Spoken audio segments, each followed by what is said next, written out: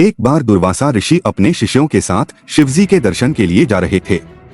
मार्ग में उन्हें देवराज इंद्र मिले। इंद्र ने दुर्वासा ऋषि और उनके शिष्यों को विनम्रतापूर्वक प्रणाम किया। तब दुर्वासा ने इंद्र को आशीर्वाद देकर भगवान विष्णु का पारिजात पुष्प प्रदान किया।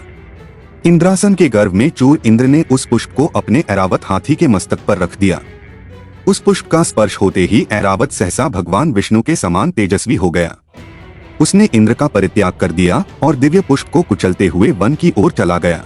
इंद्र द्वारा भगवान विष्णु के दिव्य पुष्प का तिरस्कार होते देखकर दुर्वासा ऋषि के क्रोध की सीमा न रही। उन्होंने देवराज इंद्र को वैभव लक्ष्मी से हीन हो जाने का शाप दे दिया। दुर्वासा मुनि के शाप के फलस्वरूप लक्ष्मी उसी क्षण स्वर्गलोक को छोड़कर अदृश्य हो गईं। लक्ष्मी के चले जाने से इंद्र आदि देवता निर्बल और धनहीन हो गए। उनका वैभव लुप्त हो गया। इंद्र को बलहीन जानकर दैत्यों ने स्वर्ग पर आक्रमण कर दिया और देवगण को पराजित करके स्वर्ग के राज्य पर अपना परचम फहरा दिया। तब इंद्र देवगुरु बृहस्पति और अन्य देवताओं के साथ ब्रह्मा जी की सभा में उपस्थित हुए। तब ब्रह्मा जी बोले, देवेंद्र, भगवान विष्णु के भोगरूपी फूल का अपमान करने के कारण रुष्ट होकर भगवती लक्ष्मी तुम्हारे पास से चली गई हैं। उन्हें पुनः प्रसन्न करने के लिए तुम भगवान नारायण की कृपा दृष्टि प्राप्त करो।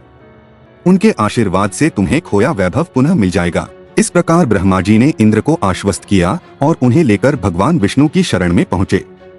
वहाँ भगवान विष्णु भगवती लक्ष्मी के साथ विराजमान थे। देवगण भगवान विष्णु की स्तुति करते हुए बोले, भगवान, आपके चरणों में हमारा बारंबार प्रणाम। भगवान, हम सब जिस उद्देश्य से आपकी शरण में आए हैं, कृपा करके आप उसे पूरा कीजिए। दुर्वासा ऋषि के शाप के कारण माता लक्ष्मी हमसे रुठ गई हैं और दैत्यों ने हमें पराजित कर स्वर्ग पर अधिकार कर लिया है। अब हम आपकी शरण में हैं, हमारी रक्षा कीजिए। भगवान विष्णु त्रिकालदर्शी थे। वे पल भर में ही देवताओं के मन की बात जान गए।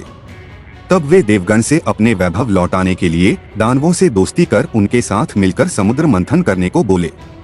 उन्होंने समुद्र की गहराइयों में छिपे अमृत के कलश और मणि रत्नों के बारे में बताया कि उसे पाने से वे सभी फिर से वैभवशाली हो जाएंगे। भगवान विष्णु के कहे अनुसार इंद्र सहित सभी देवता दैत्यराज बलि के पास संधि का प्रस्ताव लेकर गए और उन्हें अमृत के बारे में बताकर समुद्र मंथन के लिए तैयार कर लिया। समुद्र मंथन के लिए समुद्र में मंदराचल को स्थापित कर वासुकी नाग को रस्सी बनाया गया।